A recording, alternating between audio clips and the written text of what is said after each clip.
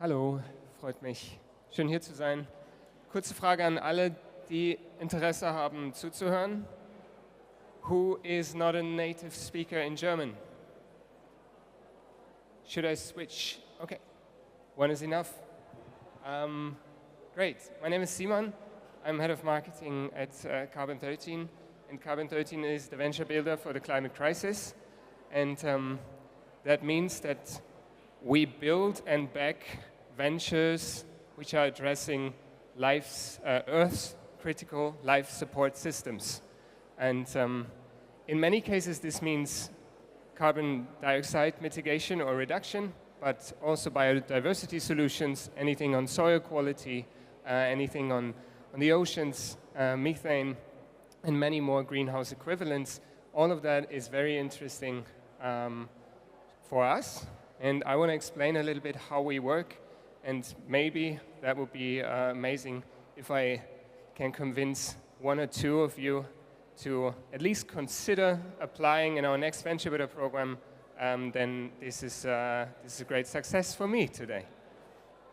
Carbon13 is originated in Cambridge, UK. The breeding ground was the Cambridge University, and we started in 2020, made our first investments in 2021, and I joined in 2022 with the task to build the second location, so a venture builder program from Berlin for everyone with a working permit in the European Union. And this is now how we address climate change and how we build and back solutions in the UK as well as the European Union. But I will talk more about that in a second. So here are a few numbers about what we have achieved so far. I mentioned already that we made the first investment in 2021. Since then, we have now invested in 88 ventures, and more are up to come. That means that we are one of the most active climate tech early stage investors in Europe. And 63%, almost two-thirds of the founders in the teams are female, or are, so again, 63% of the teams have a female co-founder. I try not to look to the screen, but I'm lacking like a little laptop here. That's just, I think it's a good idea to sometimes check what slide I'm showing, and then I focus on you again, okay? Yeah, all right. And now we've invested more than 11 million euros, and we start 2 venture builder programs per year in each location in Cambridge and Berlin. And we're quite proud that we have received nice awards recently, and we are also shortlisted for an award. There's one that we're proud of in particular, which is investing in women. That is something that we try to support as much as we can, and we have really thought through how we can support female founders in the whole value chain, in the whole application journey, but also like founder journey. And I will talk about that a little bit more. Maybe in general, what we try to do is we try to build bridges. We try to build bridges, from Cambridge to Berlin, to connect these 2 innovation hubs. And we try to build bridges in terms of diversity. We believe there's not a typical stereotype co-founder, but we also need to make sure that many more bright and brave minds have access to the startup space. And we also want to build bridges between technology and the commercial side of things. So universities and commercial minds who maybe can help to find the right market and find the right opportunity for this technology. You might know, and sometimes some of you have experienced this maybe. Sometimes the idea is great, but you are a bit stuck. You don't know what the next smart move is, and that's why it's great to see that there are so many interesting accelerators here in the region, and I'm really looking forward to hearing more about them in a minute. And that's also what we try to do. For everyone who has a great idea but is looking for a co-founder, I would suggest, inform yourself a little bit and then maybe apply to our next program. But also when you don't have an idea, it's totally fine to apply because there will be others with ideas and maybe you are the one who can help to scale up and to establish an idea from someone else. Right, as I said, we have like a quite broad approach. We don't just believe in carbon dioxide reduction and mitigation, but also in other solutions. And in theory, we're sector agnostic, but you can also sort all of our investments in specific sectors. And these sectors are built environment, chemicals and materials, energy, food systems, and enabling platforms. And when you take a look at our portfolio, you see many colorful logos. I think that's the only message that this slide delivers. If you want to find out more about the teams that have been established in our programs, please check our website and check the portfolio. There's some amazing stories there. And we also have a podcast where we've invited some of our co-founders who tell their founder story and share some of their insights. And you can learn what to avoid, and maybe you can copy some of the things that the founders did. And this is another way to look at our portfolio. Maybe you're familiar with moonshots and ripples. What that means is this is kind of the level of breakthrough. This is how much a technology is disrupting a market or a whole industry. So if it's a ripple, then it does disrupt, but not so much. And if it's a moonshot, it is really turning an industry upside down. And we try to balance our solutions so that we have ripples and moonshots. Of course, moonshots have more potential, more impact potential. On the other side, the risk, the technology risk, the market risk is much higher. And with the ripples is quite the opposite. You also see here that we have a split between software and hardware, which is almost 50%.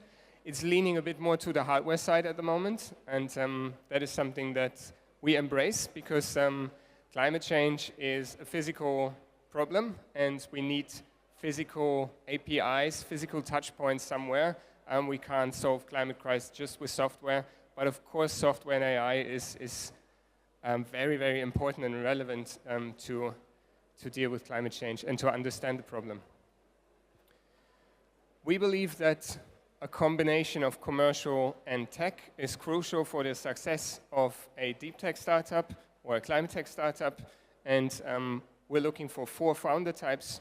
On the top, you see 2 founder types. On the commercial side, the one is the commercial co-founder, so someone very likely with founder experience or someone who has worked for the big consultancies, has done many projects, and is very experienced when it comes to dealing with different stakeholders.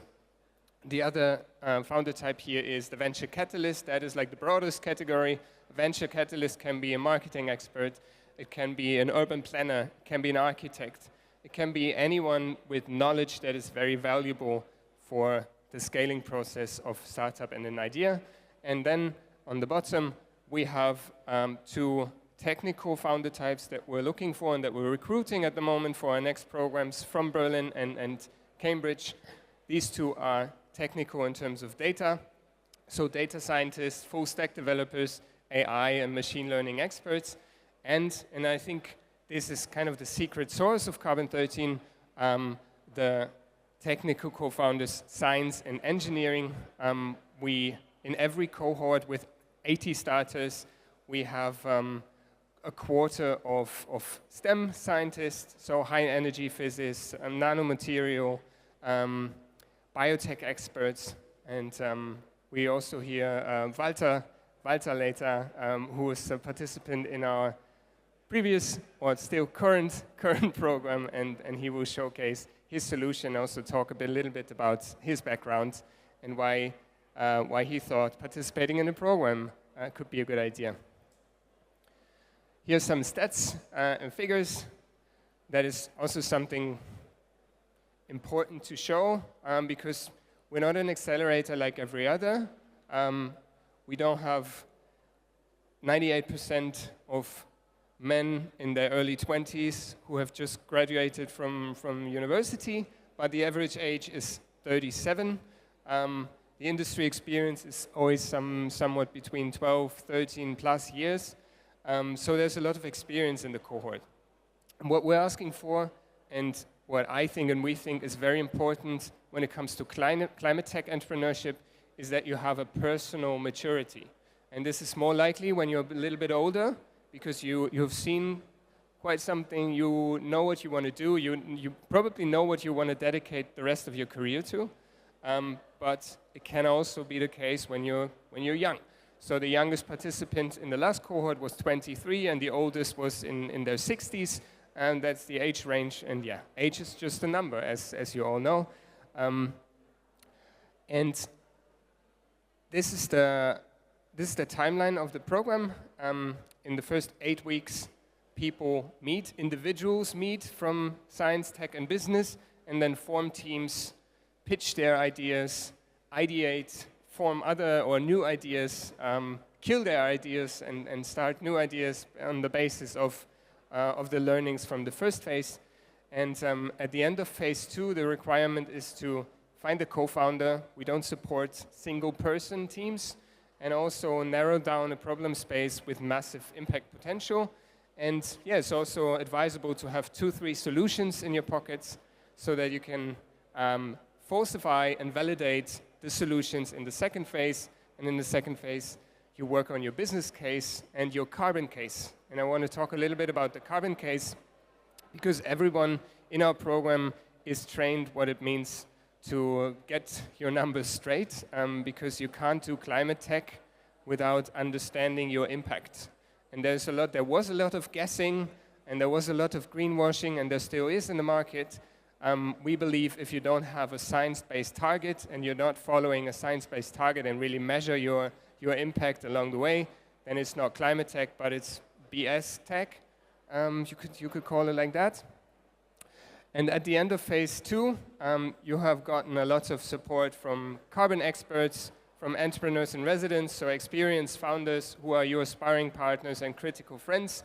And then you have the chance to pitch in front of our investment committee and get an initial investment. And then we take the invested teams to the third phase. And typically we start with 80, then we have 60 to 65 in the second phase. That means about 20 teams. And at the end, 16 to 80 of the teams pitch. We lose some along the way because some ideas don't really work out when you take a closer look. And from these 16 to 18 pitching, we invest in a range of 5 to 8. For some of you who are not very familiar with the startup space, this might sound like a high risk, but the ratio of investments compared to the starters, so your chances to get investments are actually pretty high when you compare that to the market. This is just half of a QR code. I don't know if it works. If not, you find all information on our website. I would like to invite you all to our Climate Innovation Showcase Days, the live streams of the Showcase Days. We're doing the first event on the 7th of July in London and the second one on 10th of July in Berlin. And if you want to attend and watch all of our teams pitching, then yeah, that would be amazing. Because we're quite proud of what our teams have achieved in this short amount of time, and we have high confidence in their solutions, and yeah, we're super excited to see their next milestones. And it's a range of climate tech solutions that you haven't seen so far in the market or in the papers. Does it work? Okay, it works. So here's a test. Please feel free to register for the live stream. Yeah, we have support from several corporate partners as well as experienced founders and more than 450 domain experts. So we're not doing this alone. We're building a network, and we try to grow that network. So when you want to support our teams and us, please reach out. I'm sure there's a lot of expertise in the room that is very, very valuable for young entrepreneurs and young companies. What I wanted to talk about is, and I'm skipping these slides, you see some, I will talk a minute about our teams. Here's some examples. Materials Nexus, now they've changed their name to MedNex. They have developed an AI platform that can speed up materials discovery, and in the last year, due to their AI platform, they were able to create the first rare earth-free permanent magnet, completely built in Europe, that is meant for the automotive industry. Another example is Kita with their CEO, Natalia Dorfman. Kita was the first carbon insurer to make sure that carbon credits are insured and to help rebuild the trust that was lost in the market due to the Vera scandal and a lot of greenwashing. And the last example that I want to show is BioZero. BioZero are working on a green concrete solution. Great team. If you want to find out more, we have some case studies on our website. And I'm missing one slide, so I'm talking about the slide without having the slide in the back. The last one, what I wanted to talk about on this slide is the vegan burger paradox, because there are so many pitfalls that you can do and mistakes that you can make when you want to establish an impact startup. What is impact? What does it mean? I was already talking about science-based targets, but you can do so many wrong turns in this idea of creating impact, and you really need to understand what's going to happen. And how we like to do this, we encourage everyone to think about a baseline scenario. So what would happen if our solution wouldn't be there, so if everything would just keep going as it were, and how do we change this baseline scenario? And this is what you call additionality. And with the vegan burger, I would like to ask you, if you have a clue, what is the crucial point with vegan meat alternatives? Because you can only create impact if you achieve one specific thing. Does anyone have a clue? If I have the best vegan burger, it tastes like meat, it looks like meat, and people love it, that doesn't make a real change, just in case. Anyone know what I want to hear?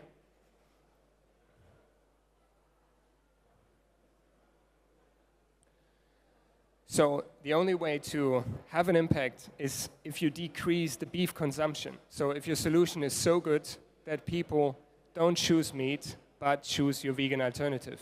If they choose meat and your vegan alternative, you're adding emissions.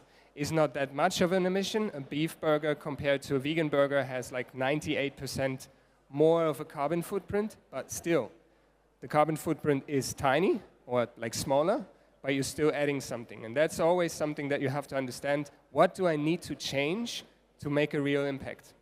And if that is not the case, if your solution doesn't lead to a decrease of beef consumption, then it's not an impact.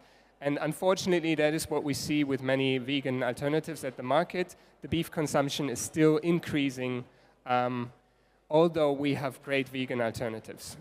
Yeah, that's just one example. Another example is the rebound effect, for example. Does anyone know what the rebound effect is? So when you substitute a dirty solution or an energy-intense solution with a more energy-efficient solution, that is something great. You save a lot of energy, and therefore you spare a lot of emissions. That's the easy calculation here. But what many corporates do is when they see, oh, we saved a lot of energy, then they increase the production and they produce more. And then at the end they reach the same level of energy that they consume. They produce more, but for the planet there is no real change because this decrease of energy has led to nothing else but an increase of production. And the last one is a leakage effect. A leakage means that when you protect the forest from being cut down, that is a great thing. You get carbon credits for that. It's just problematic if all the woodcutters then go to the next forest and do what they wanted to do in your forest, but do it in the forest next to that. And you can protect yours and get like a credit for that and get some money for the protection, but it doesn't really make a change if you're not looking into the surroundings. If you just shift the problem from A to B, then again you win nothing. And that is something that we take a very detailed look into in our program. And every founder in our program has their numbers straight, because again, we need to make real change, and therefore we need to understand what additionality looks like and what pitfalls to avoid. I really hope that some of you are aspiring founders or experienced founders who want to start again. And if that's the case, and if you think that starting from like a starting position where you can scale up fast and meet co-founders and get a lot of support, when this is interesting for you, then it would be amazing if we have a chat later, or if you check our information on our website, carbon13.com. And I want to thank you very much. And yeah, maybe we speak later. Thank you.